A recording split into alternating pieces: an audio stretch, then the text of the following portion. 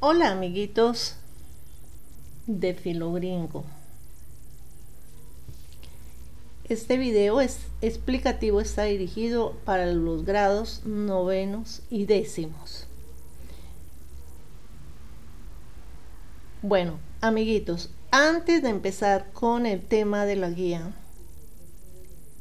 me permito hacerles un repaso de los conceptos fundamentales que ustedes trabajaron en el primer periodo. Entonces, estamos viendo una materia que se llama química, ¿verdad? La química es una ciencia que va a estudiar a la materia. Eso es algo que ustedes ya deben tener claro. Los estudiantes que han estado conmigo, que estuvieron o vieron clases de química conmigo, lo saben perfectamente, que la química estudia la materia. Entonces aquí yo voy señalando con un cursor que es en una forma de estrellita lo que voy hablando, para que ustedes vayan mirando, observando el mapa conceptual. Entonces, si la química estudia la materia, pues es objeto fundamental de saber qué es eso de la materia. Entonces, la materia es todo lo que tiene masa y ocupa un lugar en el espacio, es decir, tiene un volumen. La materia entonces presenta unas propiedades. Ustedes deben recordar y deben saber que la materia con sus propiedades pretende sencillamente identificar qué clase de sustancia es. Por eso una propiedad va a ser la característica por medio de la cual una sustancia puede ser descrita o identificada. Entonces, por eso la materia presenta dos tipos de propiedades: la propiedad extrínseca o general y la propiedad intrínseca o específica. La diferencia entre las propiedades extrínsecas e intrínsecas es que las propiedades generales todas son comunes a la materia, es decir, un cuerpo no se diferencia de otro, o una materia no se puede diferenciar de otra clase de materia. Mientras que en las propiedades específicas sí, en las propiedades específicas una materia sí se diferencia de la otra, o una sustancia sí se va a poder diferenciar de otra. Entonces, esas propiedades generales que son comunes a toda la materia son las que ustedes ya deben tener clara, que yo les puse en las guías anteriores con sus conceptos para que lo repasaran, que son masa, volumen, peso, impenetrabilidad, divisibilidad, inercia, dureza. Todas ellas no diferencian ningún tipo de cuerpo con otro, mientras que las propiedades específicas sí van a diferenciar un cuerpo de otro, y estas se clasifican a su vez en dos: propiedades físicas y propiedades químicas. ¿Y cuál es la diferencia entre una propiedad física y una propiedad química? Pues la propiedad física, esas propiedades no van a alterar la composición química de la materia, siempre lo va a mantener igual, mientras que en una propiedad química sí va a alterar la composición química de la materia, sí la va a alterar, ya no va a ser exactamente lo mismo. Veamos cuáles son esas propiedades físicas de la materia que no alteran la composición química de la materia. Está la densidad, la solidificación, la elasticidad, el punto de fusión, el punto de ebullición, la solubilidad, la conductividad, que puede ser de dos formas: la conductividad eléctrica, la conductividad térmica. Los cambios de estado, acuérdense que los estados de la materia pueden ser sólido, líquido, gaseoso, y falta aquí el plasma.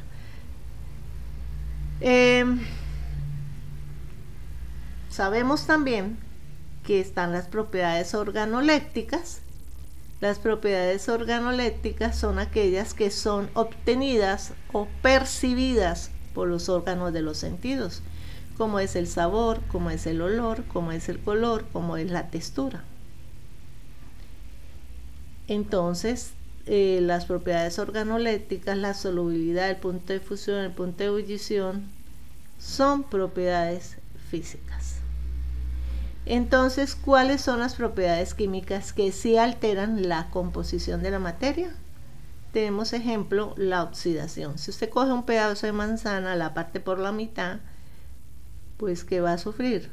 El oxígeno presente en el aire va a convertir a la manzana de un color negro, la va a oxidar y ese color no va a cambiar.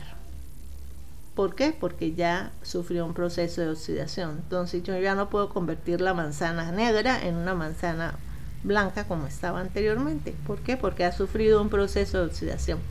La combustión, por ejemplo, un pedazo de madera, usted la quema, se le convierte en cenizas. Yo no puedo convertir luego la ceniza en madera. No, porque ya alteró la composición química de esa materia. Ya será cenizas. Y así con la fermentación y así con la putrefacción. Bueno, estos eran conceptos vistos en la clase anterior. También usted en el primer periodo, también ustedes recordaron los conceptos de que la materia, que es objeto de estudio de la química, se clasifica en sustancias puras y en mezclas, y que esas sustancias puras pueden ser clasificadas en elementos y compuestos, que los elementos están formados por un mismo tipo de átomos, mientras que los compuestos ya hay más de una clase de átomos. Ejemplo, el agua está formado por dos átomos, el átomo de hidrógeno y el átomo de oxígeno. Las mezclas ya es sencillamente la unión de dos o más sustancias diferentes. Entonces, cuando yo veo los componentes de una mezcla, los observo. Por ejemplo, si yo cojo un poco de tierra y lo mezclo en un vaso de agua, pues yo voy a observar el componente líquido y el componente sólido que se sedimenta o se coloca en el fondo del vaso. Como yo observo más de una fase, o sea, aquí observo dos fases, entonces estoy hablando de una mezcla heterogénea. Pero si yo adicionara a un vaso de agua azúcar o sal, la disuelvo, pues voy a ver el estado líquido más, solamente el estado líquido, y no voy a observar más nada. Entonces hablo de una mezcla homogénea, porque veo solamente un componente, que en este caso es el estado líquido. Entonces son ejemplos de mezcla heterogénea la sangre. Si yo cojo una gota de sangre y la observo al microscopio, pues voy a observar no solamente el componente líquido, sino también la parte sólida, que son las células, las macromoléculas que hay en la sangre. Mientras que en una solución o una mezcla homogénea vamos a encontrar una sola fase, en este caso por ejemplo el plasma, que es la parte líquida de la sangre.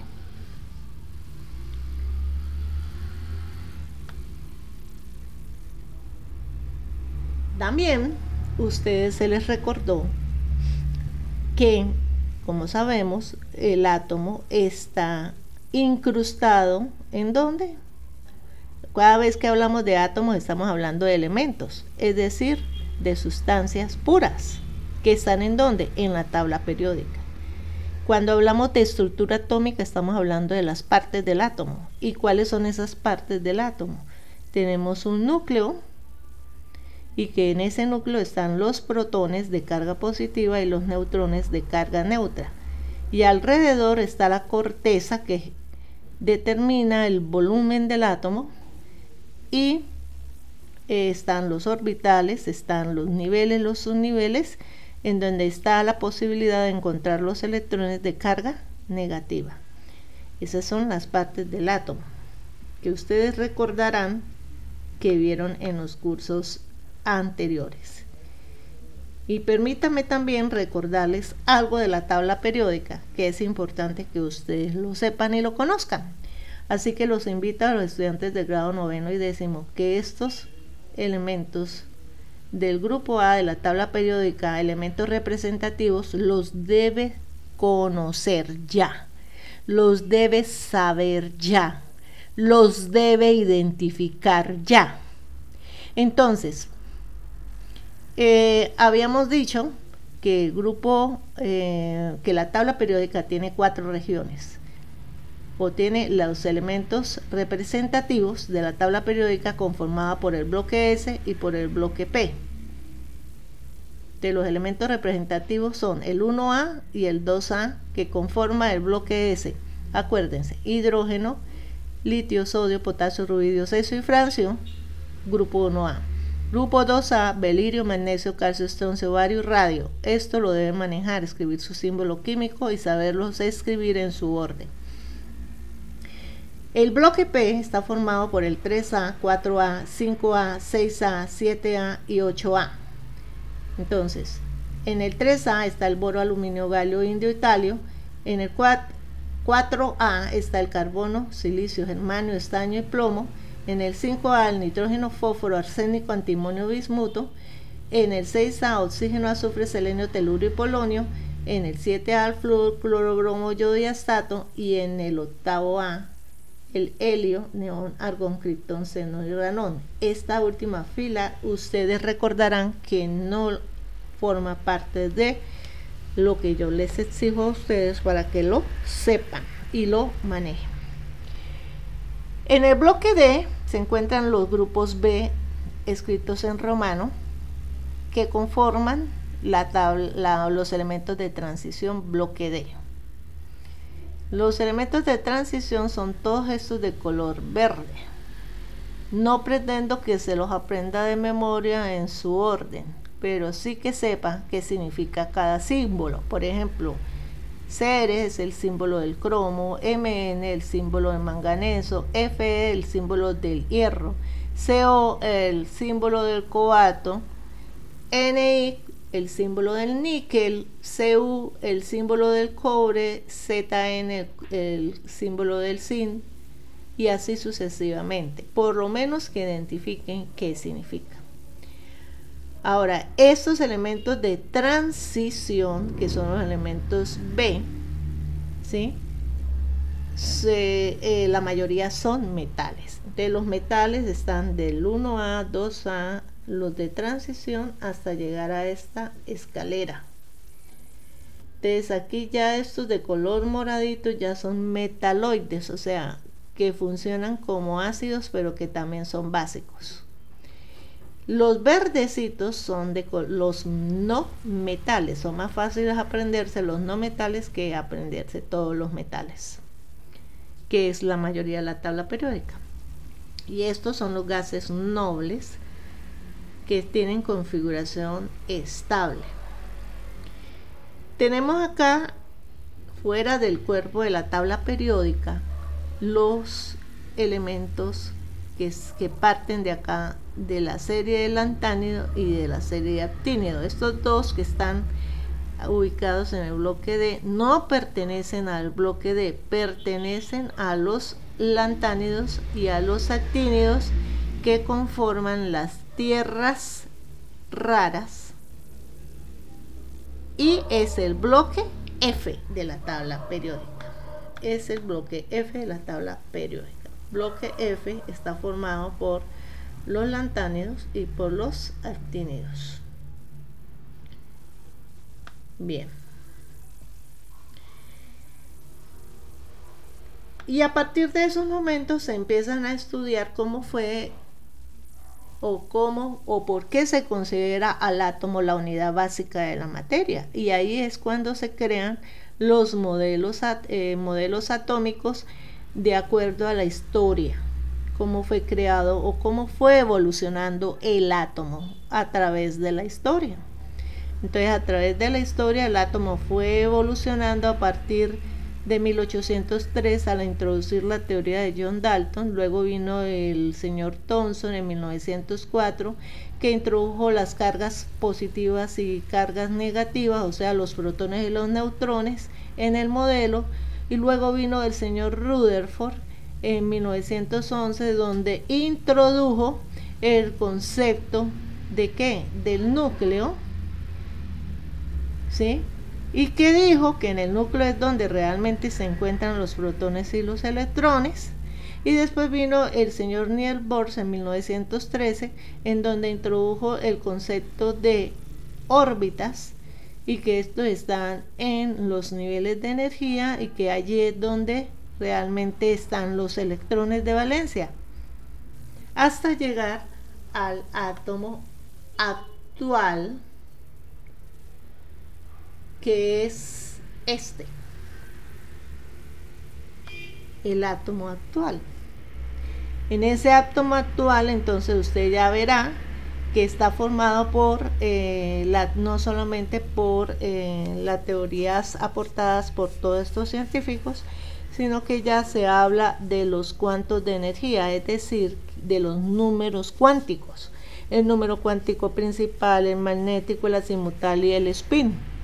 Entonces se dice que el núcleo está formado por, que el átomo está formado por un núcleo, que en el núcleo están los protones y los neutrones, y que en la corteza, que es todo esto, corteza es todo lo que yo estoy señalando con el cursor, se encuentran los niveles, los subniveles y las órbitas, y dentro de ellos está la posibilidad de encontrar los electrones.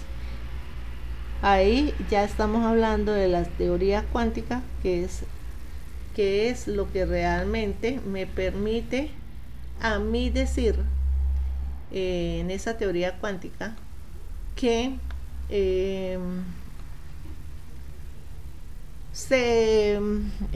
digámoslo así, se cumplen dos postulados: el de la dualidad onda-partícula, en donde el átomo, realmente la corteza del átomo es una onda y es una partícula, y su comportamiento depende de la situación en que se encuentra el átomo. Y el principio de incertidumbre de Heisenberg, en donde no puede conocer la posición y la velocidad de un electrón simultáneamente. Entonces, conociendo exactamente todos estos conceptos, pues yo ya puedo decir que el modelo cuántico del átomo es mecánico cuántico. Ese es el modelo actual del átomo. Bien, entonces volviendo a nuestra diapositiva, que nos comprende, que explica la guía que se envió en esta semana del 12 al 18 de mayo. El tema de la diapositiva es nomenclatura de compuestos inorgánicos. Yo, para poder comprender la nomenclatura, tengo que haber comprendido todo lo que yo acabé de explicar. Entonces vamos a entender un poquito más esa parte de la nomenclatura de compuestos orgánicos. Bueno, entonces continuamos hablando, antes de meternos con la nomenclatura, la tabla periódica. La tabla periódica es fundamental que ustedes la comprendan, que sepan los grupos y los periodos, que yo ya les expliqué ahorita en la introducción al recordar los conceptos anteriores. Entonces, la tabla periódica me va a determinar el número atómico, me va a determinar el número másico, los isótopos, me va a decir cuáles son las propiedades de los elementos. Toda esa información la da la tabla periódica. Entonces, concluyendo, la tabla periódica es un esquema gráfico que está organizado en filas y columnas, que las filas son llamados periodos, y que los periodos se indican Anteriormente se indicaban con letras, pero ahora se indican con los números 1, 2, 3, 4, 5, 6 y 7 en números naturales, arábigos, normales. Ahora, los grupos o familias que están organizadas en columnas pueden ser grupos A y grupos B, que se nombran en números romanos. ¿Correcto? Se nombran en números romanos. Ahora,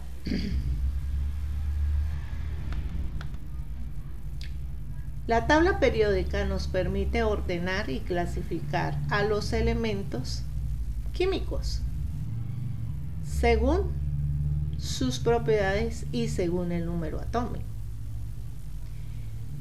Entonces ordena a sus elementos químicos según las propiedades físicas y según las propiedades químicas, y ordena a sus elementos químicos según el número atómico.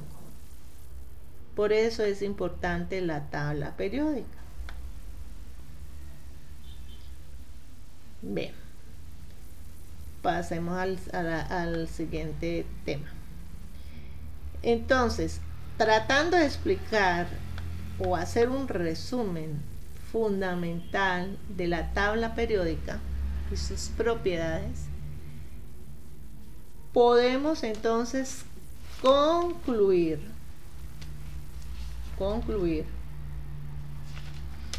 que la tabla periódica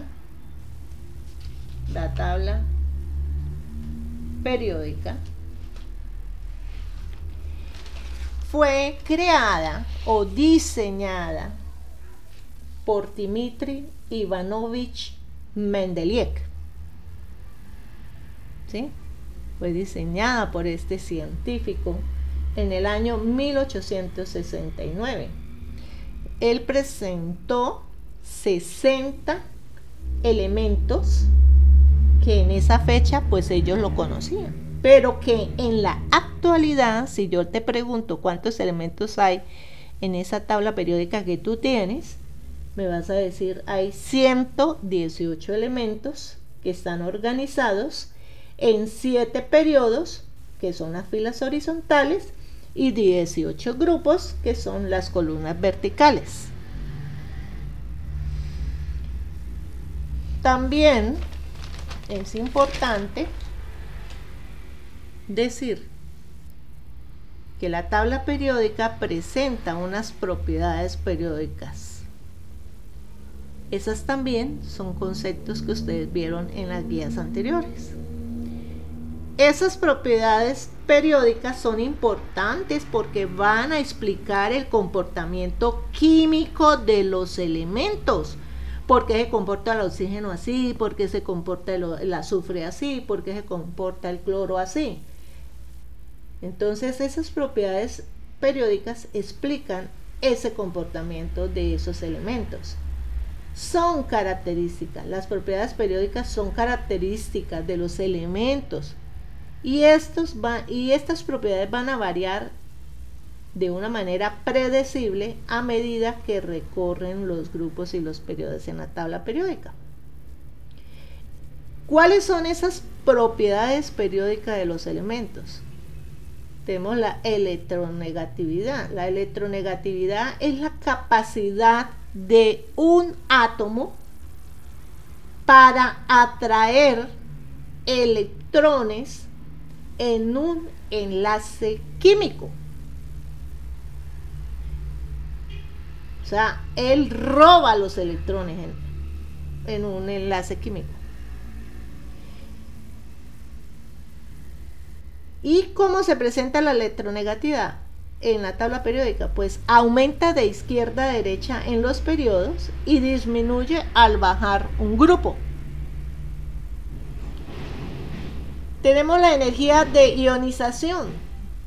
Es otra propiedad periódica cuya función o su definición es la energía necesaria para eliminar un electrón de un átomo en estado gaseoso. Esa es la energía de ionización. es la energía que se necesita para poder eliminar un electrón de un átomo en estado gaseoso. ¿Y cómo funciona o cómo se observa en la tabla periódica? Pues aumenta de izquierda a derecha en periodos y disminuye al bajar en grupo. La afinidad electrónica es otra propiedad periódica y se define como la energía liberada cuando un átomo en estado gaseoso gana un electrón. Vuelvo y repito, es la energía liberada cuando un átomo en estado gaseoso gana un electrón. ¿Y cómo se percibe en la tabla periódica? Muy fácil, aumenta de izquierda a derecha y disminuye al bajar un grupo. El radio atómico. El radio atómico es la distancia desde el núcleo hasta el borde de la nube electrónica, o sea, de la corteza del átomo, ¿no? Y aumenta al bajar en un grupo y disminuye de izquierda a derecha en un periodo. El volumen atómico es el volumen que ocupa un mol de átomos del elemento considerado.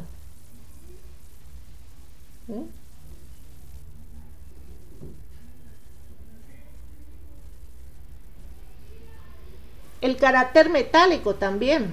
El carácter metálico es otra propiedad periódica y es la tendencia de un elemento a perder electrones y formar iones positivos. Disminuye al moverse de izquierda a derecha en la tabla periódica, o sea, en los periodos, y aumenta al bajar en grupo. En conclusión, podríamos decir que las propiedades periódicas donde aumenta al bajar en un grupo y disminuye de izquierda a derecha son las de carácter metálico y radioatómico, mientras que las propiedades periódicas en donde aumenta de izquierda a derecha y disminuye al bajar en un grupo son la electronegatividad, la afinidad electrónica y la energía de ionización. Bueno, estos son simplemente recordando conocimientos de los años que ustedes ya llevan estudiando en el bachillerato. Y recordemos algo final, que es la configuración electrónica. ¿Y qué es eso de la configuración electrónica de los elementos químicos en la tabla periódica? Pues eso de la configuración electrónica de los elementos químicos en la tabla periódica sencillamente describe cómo los electrones se organizan en niveles y subniveles de energía dentro de un átomo. La configuración electrónica me va a determinar las propiedades de un elemento y su posición en la tabla periódica. Recuerden, la configuración electrónica va a determinar las propiedades de un elemento y su posición en la tabla periódica. La configuración electrónica tiene como función distribuir los electrones en los orbitales, y estos electrones se llenan en los orbitales de menor a mayor energía siguiendo unas reglas como son, y que son principios que ustedes deben conocer. Por ejemplo, el principio de Aufbau. El principio de Aufbau, los electrones se llenan primero los orbitales de menor energía. Eso dice el principio de Aufbau. Los electrones se llenan primero los orbitales de menor energía. Otro principio que usted debe conocer para llenar los orbitales o distribuir los electrones: la regla de Hund. La regla de Hund Dentro de un subnivel, los electrones se llenan individualmente antes de aparearse. O sea, primero de un electrón. Recuerde que en cada órbita caben máximo 2. Entonces primero coloco uno y después sí voy llenando. Y el principio de exclusión de Pauli, que es otro principio en la distribución, en la configuración electrónica, dice que cada orbital puede contener como máximo 2 electrones con espines opuestos. Entonces, de acuerdo a estos tres principios, principio de Aufbau, regla de Hum y principio de exclusión de Pauli, que son las reglas para llenar orbitales en la configuración electrónica, me permite a mí hallar la configuración electrónica de los elementos de la tabla periódica. Usted debe recordar los conceptos de nivel de energía, de subnivel de energía y de orbital. Cuando usted vio el átomo actual, sabe que los niveles de energía son niveles energéticos representados con los números 1, 2, 3, 4, 5, 6 y 7, que representan la capa alrededor del núcleo, que los subniveles están dentro de los niveles y que son 4, que tienen diferentes formas, S, P, D, F, y los orbitales, que son las regiones donde existe la posibilidad de encontrar los electrones de carga negativa. Y que esa distribución electrónica se halla, acuérdese de este cuadrito, este esquema gráfico que trabajamos, los que estuvieron en clase conmigo, vieron química, que se llama el diagrama de Moeller. Este diagrama de Moeller, que también recibe varios nombres, regla de los diagonales o método de lluvias, o la regla del serrucho, también se le ha dado esos nombres, me permite encontrar la configuración electrónica de un átomo neutro mediante el número atómico, o sea, hallado con Z, y se aplica en la mayoría de los elementos, pero también tiene sus excepciones. No funciona en los metales en algunos metales de transición o en aquellos elementos que tienen el número de masa demasiado elevado, porque va a incumplir uno de estos principios, especialmente el de Aufbau. Bien, entonces todo esto era conceptos que ustedes vieron en sexto, séptimo y octavo, elementos y propiedades de la tabla periódica, y que yo se los estoy recordando para pasar al tema que nos compete en esta guía, que tiene que ver con la clasificación de los compuestos inorgánicos. Yo tengo que saber cómo se clasifican los compuestos inorgánicos para poder hacer nomenclatura o reconocer la nomenclatura de los compuestos inorgánicos. Pero antes de ver la clasificación de los compuestos inorgánicos, permítame explicarles nuevamente esto. Entonces, la nomenclatura de los compuestos inorgánicos se divide en, o sea, yo tengo que saber que en la tabla periódica hay metales y no metales. Yo ya se los mostré cuando empezamos este video explicativo en la tabla periódica. Metales y no metales. Que esos elementos metálicos reaccionan con el hidrógeno y reaccionan con el oxígeno. Que cuando un metal se une con un hidrógeno me da un hidruro. Que cuando un metal se une con un oxígeno me da un óxido básico. Usted debe saber que cuando un no metal reacciona con hidrógeno, me va a dar un ácido binario. Y cuando un no metal reacciona con oxígeno, me va a dar un óxido ácido. Vuelvo y repito para que usted lo tenga claro, apreciado estudiante.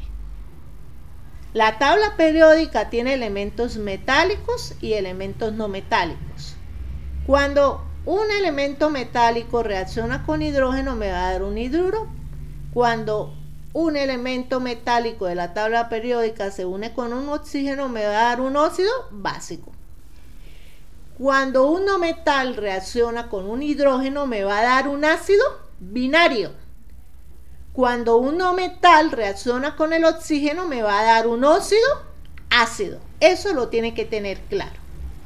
Ahora, apreciado estudiante, concluyendo, podemos decir entonces, tenga claro esa tabla que la tiene que copiar en el cuaderno, por favor. Esta tabla me interesa que la tenga en su cuaderno, que es la clasificación de funciones inorgánicas. Si yo le pregunto a usted cuáles son las funciones de químicas inorgánicas, usted me va a decir, profesora Moniquita, las funciones químicas inorgánicas son los óxidos, los hidróxidos, los ácidos y las sales. ¿Cuáles son las funciones químicas inorgánicas?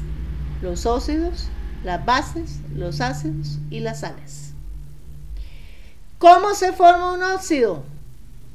Pues dependiendo, profe. Los óxidos pueden ser óxidos básicos y óxidos ácidos. ¿Y qué es un óxido básico? El que está formado por un metal y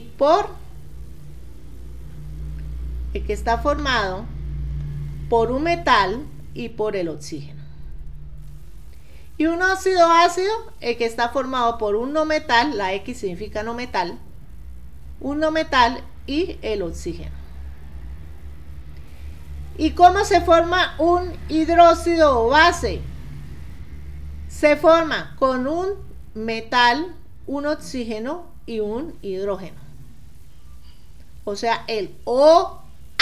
Acuérdense que el OH o hidróxido es el que me determina la nomenclatura de un hidróxido o de una base. Entonces, siempre se tiene que unir el OH o el grupo hidróxido con un metal. ¿Cómo se forman los ácidos? Los ácidos pueden ser de dos formas, oxácidos y hidráxidos. Los oxácidos son ternarios, o sea, tiene 3 elementos, y los hidráxidos solamente son binarios, es decir, tiene 2 elementos. Los oxácidos, que tienen 3 elementos, o sea, son ternarios, está compuesto por el hidrógeno hacia el lado izquierdo y hacia el lado derecho está el oxígeno. Y en la mitad está el metal. Entonces un oxácido está formado por hidrógeno, metal y oxígeno. El hidráxido está formado solamente por 2, por eso es binario, hidrógeno y metal. Quiere decir, si ustedes sean no metales, quiere decir que ustedes se están dando cuenta que los ácidos se forman con no metales. Usted no me puede meter los metales aquí. Un ácido nunca se va a formar con un metal, se va a formar con un no metal. Acuérdese de eso. Entonces, un oxácido está por hidrógeno no metal y el oxígeno, y el hidráxido por hidrógeno y no metal. Y finalmente está la función de sales. Las sales están divididos en oxisales y aloideas. Los oxisales se forman con un metal, un no metal y el oxígeno. O sea, aquí están los dos, metales y no metales, más el oxígeno. Las sales aloideas se forman con un metal más un no metal, solamente. Recuerde que la sal es la unión de un catión con un anión. son uniones de iones. Esa es la diferencia con respecto a los demás. Entonces, entendiendo esta clasificación, vuelvo y repito, las funciones químicas inorgánicas son 4: óxidos, bases, ácidos y sales.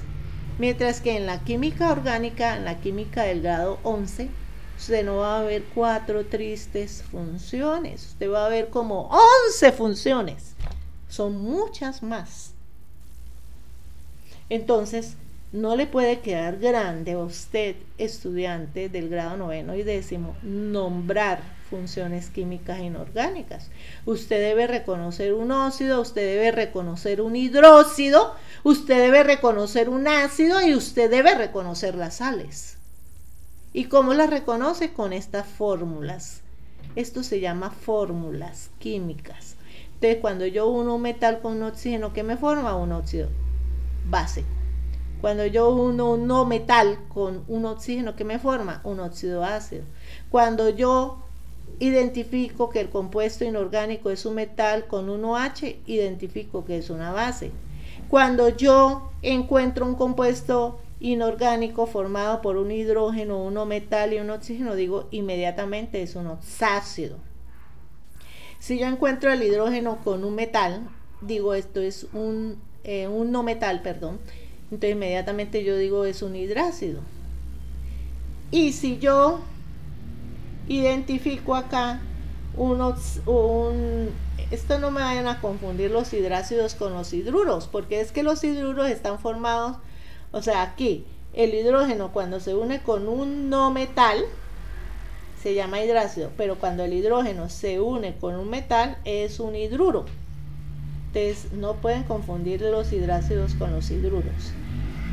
Y cuando se une un metal con un no metal y el oxígeno, pues estoy hablando ya de una sal, porque aquí ya hay iones. Y si hay aquí un ion metálico y un ion no metálico, pues hablo de sales ahiloideas. Ahora sí, después de haber recordado cuáles son las funciones químicas inorgánicas, entonces permito hablar de esto.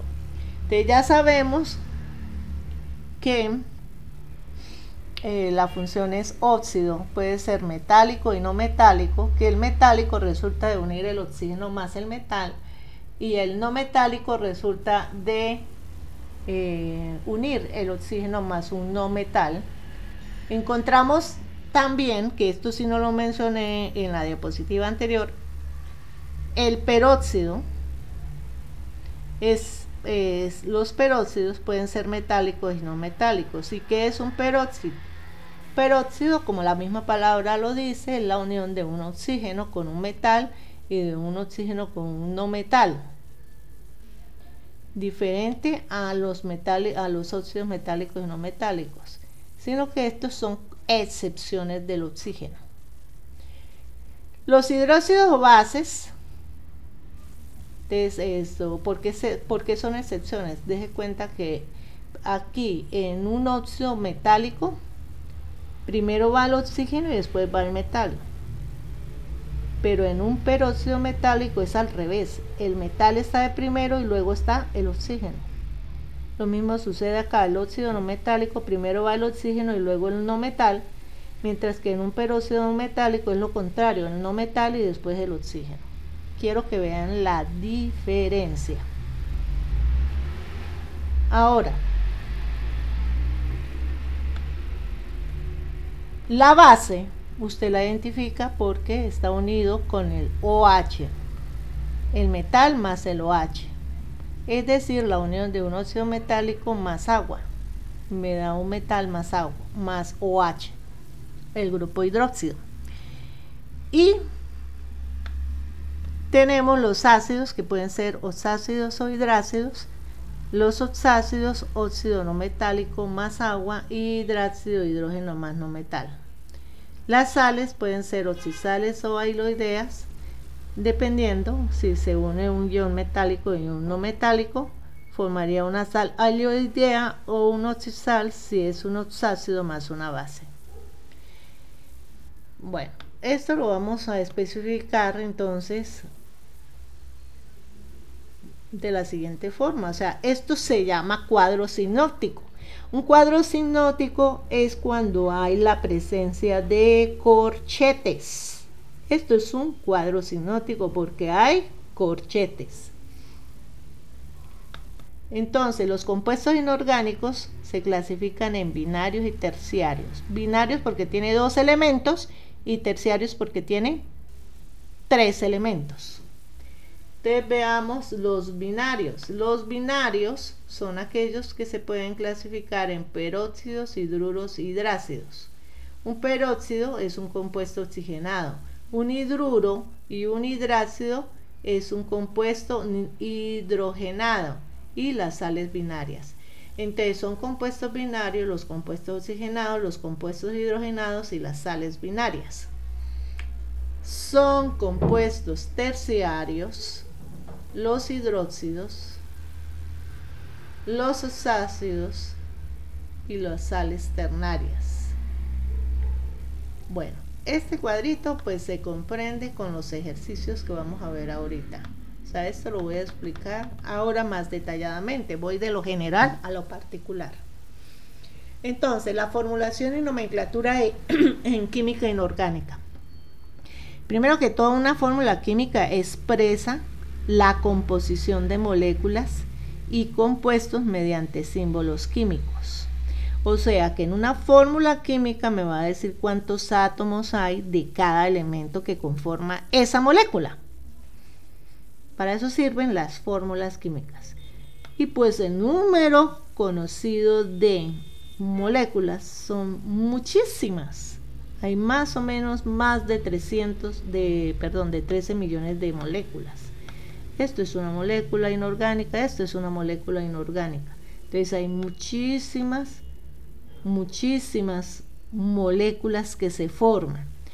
Y la forma de nombrar o de reconocer o de identificar un compuesto se hace por nomenclatura. Ahora, la nomenclatura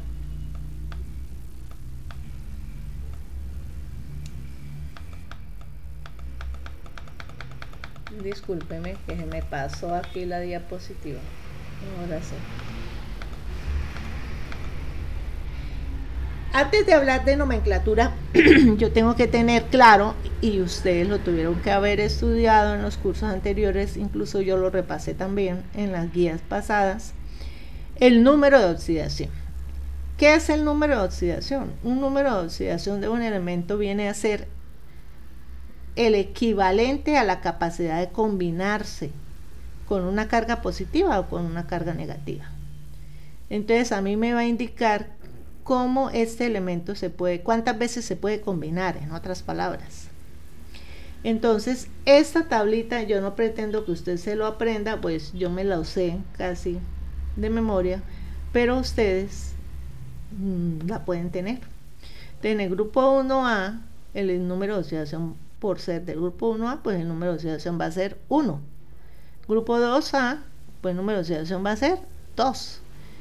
¿Sí? De estos elementos. El grupo 6B, o sea, el cromo tiene estos, más 2, trabaja con más 2, con más 3, con más 6. Este es el estado de oxidación que ustedes tienen que conocer de cada elemento para poder hallar la nomenclatura de los compuestos. Entonces, si yo le pregunto cuál es el estado de oxidación del plomo, entonces ustedes van a la tabla y buscan. Del plomo es más 2 más 4 menos 4, o más 2, perdón, del plomo es más 2 o más 4, del silicio es más 2 o más 4, del carbono es más 2 más 4 menos 4. ¿Sí? Si yo le pregunto cuál es el número de oxidación del indio, entonces usted me dice más 3 menos 3. ¿Cuál es el número de oxidación el estado de oxidación, perdón, número de oxidación no, el estado de oxidación del aluminio? Más 3. El estado de oxidación es 3, el número es 3 y menos 3, pero el número de oxidación siempre van a ser los números positivos. Entonces realmente los números negativos no los vamos a ver son los números positivos o las cargas positivas. Es un cuadrito que ustedes tienen que pegar en el cuaderno, por favor, y está dentro de las actividades, dentro de la actividad 2. Las sustancias simples. Las sustancias simples son aquellas que están constituidas simplemente por un solo átomo. Una sola clase de átomo. Entonces las sustancias simples, o lo que yo llamo sustancias puras, son los que no están mezclados con ninguna otra clase de átomo. Entonces el hidrógeno solo es un átomo, pero si tiene un 2 acá como su índice, quiere decir que hay 2 átomos de hidrógeno. Entonces se identifica hidrógeno. Flúor, cloro, bromo. ¿Qué le coloca en el sistema de IUPAC? Di. ¿Por qué le coloca di? Porque está en su índice 2, dihidrógeno. Entonces, los átomos que se encuentran en la tabla periódica son sustancias simples. Ejemplo, el oxígeno es una sustancia simple. El cloro es una sustancia simple.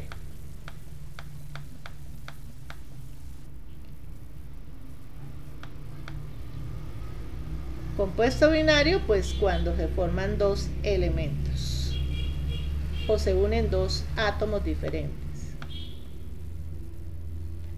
Entonces un compuesto binario tiene 2 elementos y esos elementos pues se escriben en un orden. Primero el que es menos electronegativo y luego el que es más electronegativo, o sea, el que tiene más fuerza de hacer enlaces.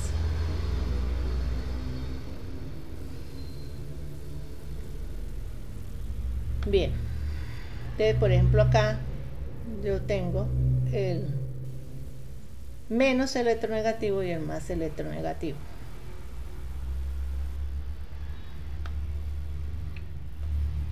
¿Cuántas clases de nomenclaturas hay? Hay 3 clases de nomenclaturas: sistemática, stock y tradicional. La sistemática es la propuesta por la Unión Internacional de Química Pura y Aplicada, IUPAC. Se llama así. ¿Qué significa la palabra IUPAC? Unión Internacional de Química Pura y Aplicada, donde están todos los químicos, los que saben la materia, los que son dotados, los que son especializados, los que son doctorados en química. Esta gente forma parte de la Unión Internacional de Química Pura y Aplicada y son los encargados de nomenclar todos los compuestos, de ponerle nombre. Entonces el nombre o la nomenclatura que ellos usan es la sistemática, la nomenclatura stock y la nomenclatura tradicional, que es la más antigua y con la que yo trabajo con ustedes. La tradicional trabaja con oso, ico, hiposo, perico. La sistemática trabaja con di, tri, tetra.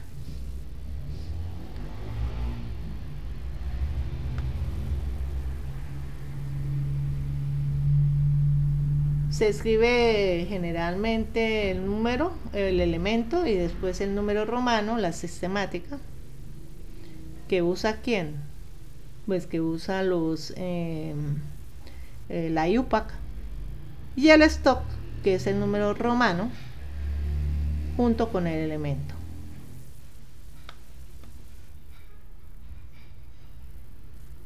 Entonces aquí vamos a ver algunos ejemplos, no pretendo ver todo. La nomenclatura sistemática consiste entonces en la utilización de prefijos numerales griegos para indicar el número de átomos de cada elemento que está presente en la fórmula.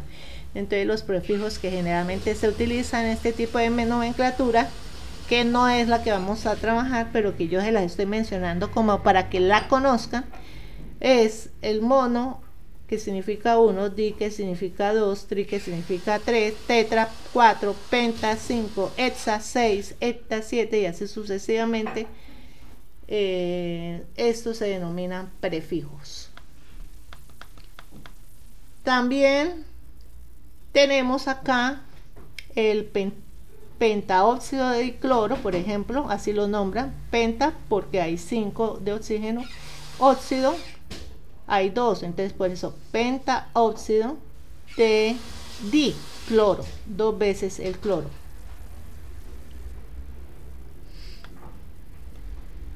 La nomenclatura de Stokes es con números romanos y consiste en colocar el número de oxidación NO significa número de oxidación con números romanos y entre paréntesis y al final el nombre del elemento. Obviamente que si tiene número de oxidación, porque si no tiene número de oxidación, pues no se le va a escribir ningún número romano. Entonces, por ejemplo, el número de oxidación del cobre con que trabajó en esta fórmula fue 2, entonces lo escribo entre paréntesis 2 romano. El número de oxidación con que trabajó el hierro en esta fórmula fue 3, por eso lo escribo en número romano.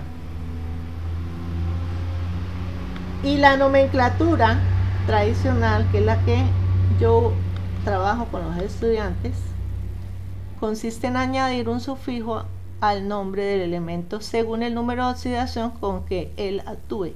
Entonces, por ejemplo, si trabaja con número de oxidación, con un solo número de oxidación, pues le coloca la terminación ico. Si usted trabaja con 2, el número de oxidación menor se le colocará oso y al número de oxidación mayor se le colocará ico. Si usted trabaja con 3 números de oxidación, el número menor se le coloca hipo, el nombre del metal y luego oso o no metal, oso. Si trabaja con el número de oxidación intermedia, o sea el que le sigue al menor, solamente se le coloca la terminación oso. Y si trabaja con el número mayor de oxidación mayor, pues se le colocará ico. Si trabaja con 4 números de oxidación, pues el menor de todos se le coloca hipo, el nombre del metal o no metal y el oso. Al intermedio, o sea, al que le sigue, la terminación oso. Al que le sigue en tamaño ico y al más grande o al más mayor, el número de oxidación más mayor, se le coloca per, nombre del elemento y terminado en ico. Esto lo tienen que tener claro. Yo felicito a los estudiantes que lo manejen y lo sepan, porque quiere decir que sí estudiaron y aprendieron química, pero los que no lo saben, quiere decir que no le pusieron atención a las clases de los docentes que le dictaron este tipo de información.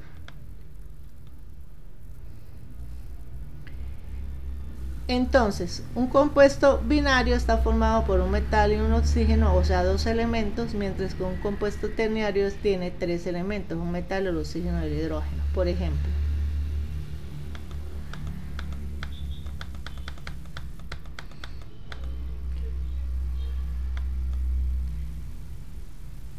En conclusión, y vuelvo a repetir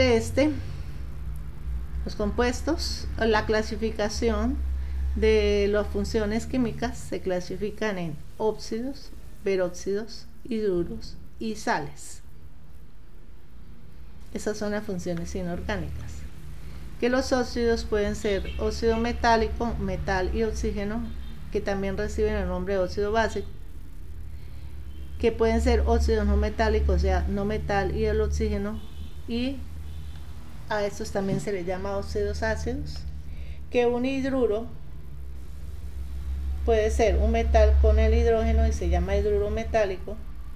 Puede ser un no metal con el hidrógeno y se le llama hidruro no metálico. Puede ser el hidrógeno y el no metal, o sea, al contrario, deje cuenta que los hidruros, el hidrógeno está hacia el lado derecho, mientras que al lado izquierdo está el hidrógeno y el no metal y se le llama hidrácido. Y las sales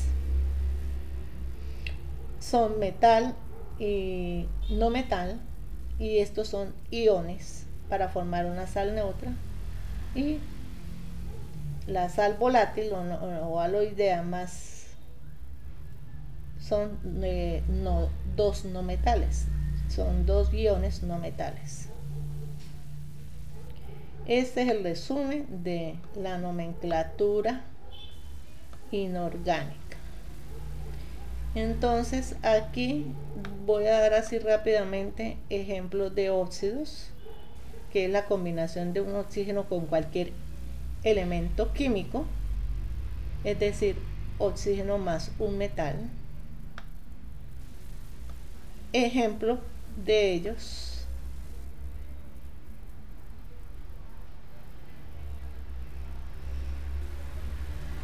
ejemplos de un oxígeno está de un oxígeno más un metal, está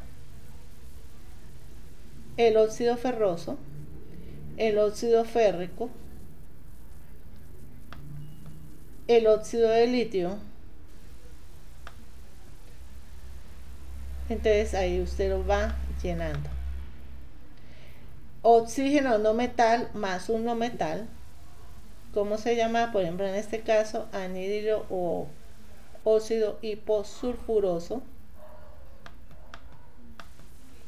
anhídrido sulfuroso, y así sucesivamente. No les voy a preguntar cómo se forman, porque pues es un poquito más complicado enseñarles virtualmente cómo se forman. Entonces yo me conformo con que ustedes se identifiquen el metal y el no metal para que sepan qué clase de función es. Aquí hay ejemplos de compuestos binarios hidruros. Entonces un hidruro metálico, que es la combinación del hidrógeno con un metal. Ejemplo de un hidruro: hidruro cálcico, hidruro lítico, hidruro férrico. Ahí ustedes verán ejemplos.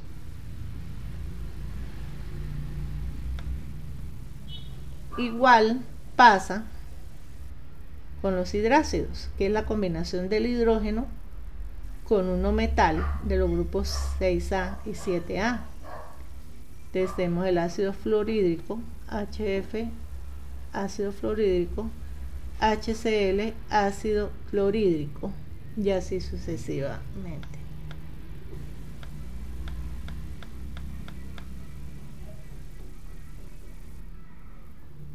Vemos acá los hidruros no metálicos, que es la combinación del hidrógeno con un no metal de los grupos 3A, 4A y 5A.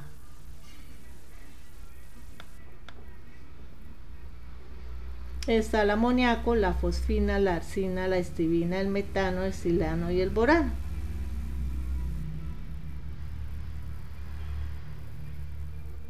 Me interesa que usted identifique cuál es el no metal y cuál es el hidrógeno, y que esto es un compuesto, es un hidruro no metálico.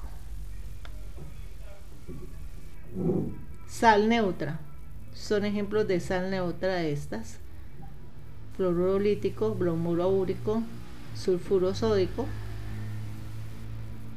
Usted la identifica porque usted ve que aquí hay un metal, que es el litio, y un no metal, que es el flúor. Entonces inmediatamente dice: esto es una sal.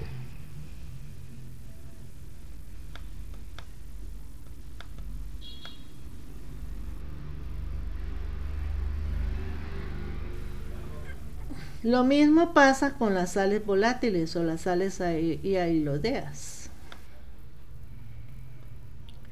Conclusión: pues aquí este es un mapa conceptual general donde me dice que los óxidos pueden ser básicos y ácidos, y que los básicos son metal más oxígeno, y que un óxido ácido se forma con un metal más oxígeno, y que se identifica por medio de 3 clases de nomenclatura.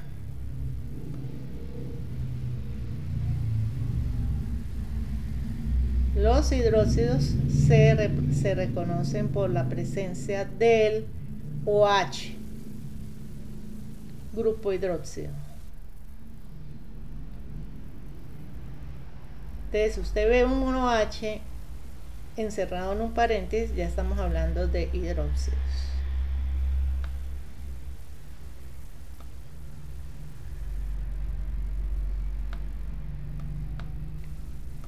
Entonces,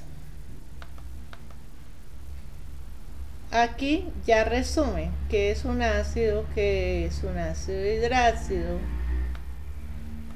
qué es un oxiácido, que las sales es un compuesto iónico, porque está formado solamente por iones, o sea, cargas positivas y cargas negativas, que está formado por sustancias con una diferencia binaria, ternaria, que hay sales binarias, ternarias y cuaternarias. ¿Y cómo resulta cada una de ellas?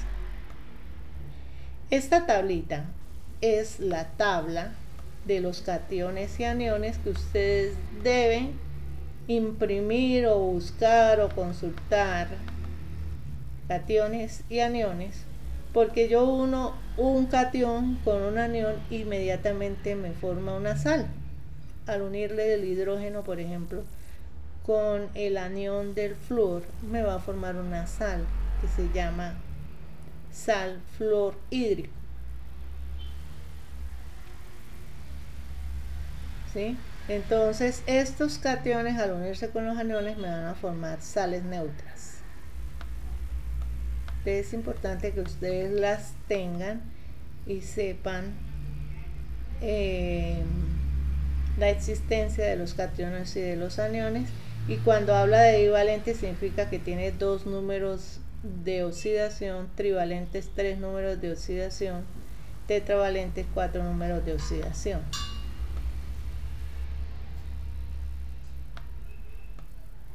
Ahí hay varios ejemplos de tabla periódica, de tablas de aniones y cationes para formar una sal. Entonces, yo uno un catión con un anión, o sea, este catión, ion positivo, anión, ion negativo, y me da esta sal, NaClO. Al unir un potasio con un nitrato, pues me da nitrato de potasio, que es una sal, y así sucesivamente. ¿Cuál es la tarea que ustedes deben resolver? Es de investigación, es estas 3 preguntas: investigar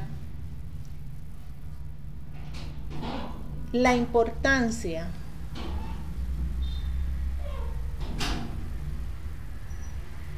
o no tanto la importancia, diría yo, el contenido de compuestos inorgánicos en los medicamentos o productos de aseo del hogar.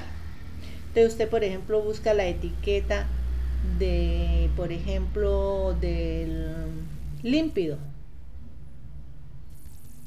Entonces usted busca ahí en la etiqueta qué contiene el límpido y le toma foto.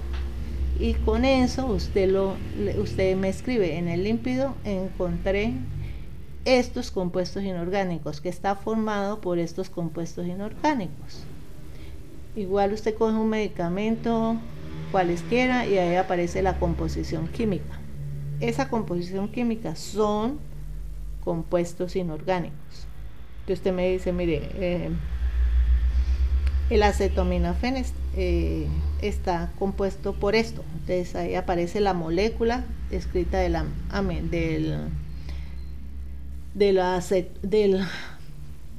medicamento. Ahora, anote las sustancias químicas que están formadas, las mezclas de esos productos. Entonces, por ejemplo, si yo consulto un producto, voy a buscarlo aquí por internet.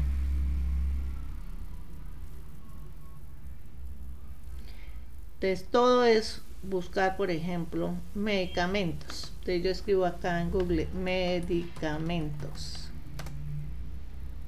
Entonces me aparece acá que la inteligencia artificial me habla de algunos medicamentos. Entonces, por ejemplo, medicamentos, por ejemplo, voy a buscar acá, composición química del acetaminofén, por ejemplo, el acetaminofén, un medicamento que todo el mundo toma. Entonces, ¿qué me aparece aquí? Me aparece la fórmula molecular del acetaminofén, que es carbono 8, 8 átomos de carbono, 9 átomos de hidrógeno, nitrógeno, el oxígeno y 2. ¿Sí?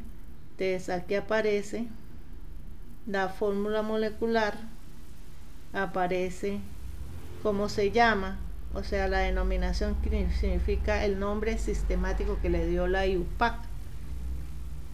Se llama hidroxipentic acetoamidiphen N4, ese es el nombre.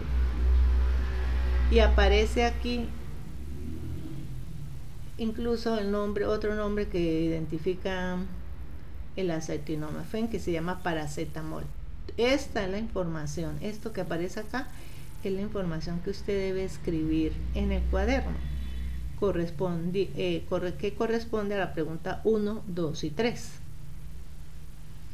Si usted va a buscar, por ejemplo, productos de aseo, composición química, por ejemplo, del límpido,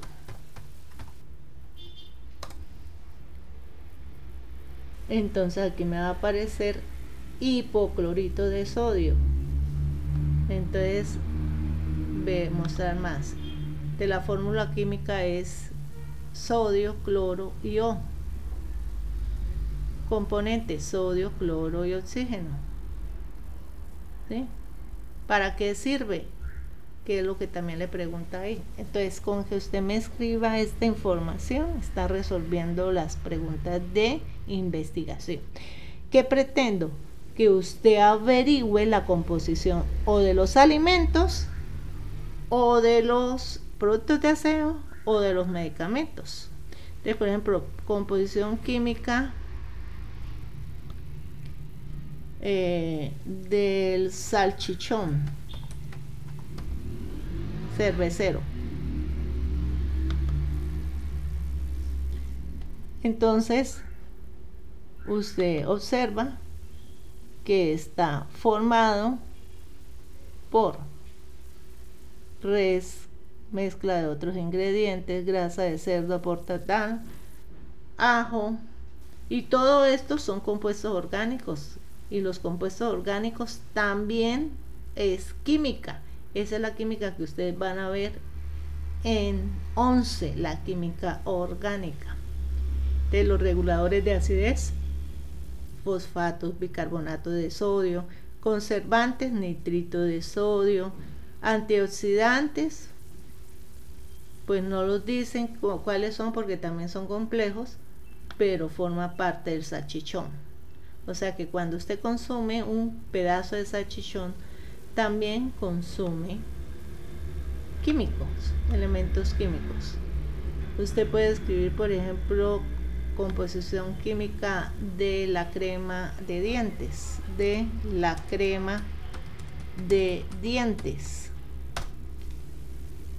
Entonces, ahí le van a decir que está formada un 75% por glicerina, que un 20%,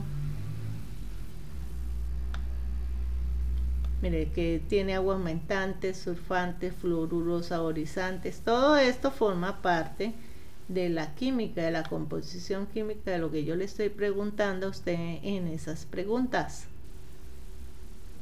Entonces aquí contiene flúor, contiene monofosfato de sodio, contiene cuarzo, fluoruro de sodio, minerales importantes. Todo esto es química y todo esto son compuestos inorgánicos.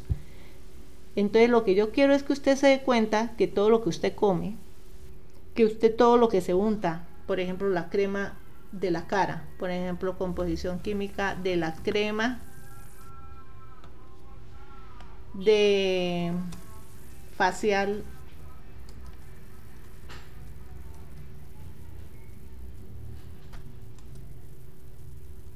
de día, por ejemplo, crema facial. Entonces usted mira y se da cuenta que una crema facial está compuesta por elementos químicos, por sustancias, por moléculas químicas. Por ejemplo, las proteínas y los lípidos son moléculas orgánicas químicas. ¿Sí?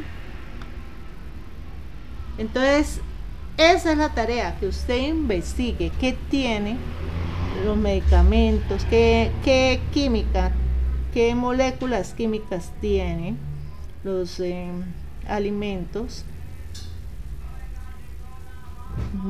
las cremas con que usted se unta, el champú, productos del hogar, productos del aseo, y se darán cuenta que todo es química.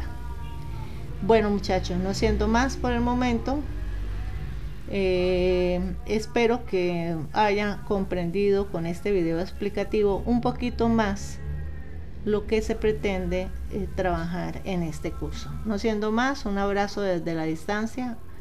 Hasta pronto.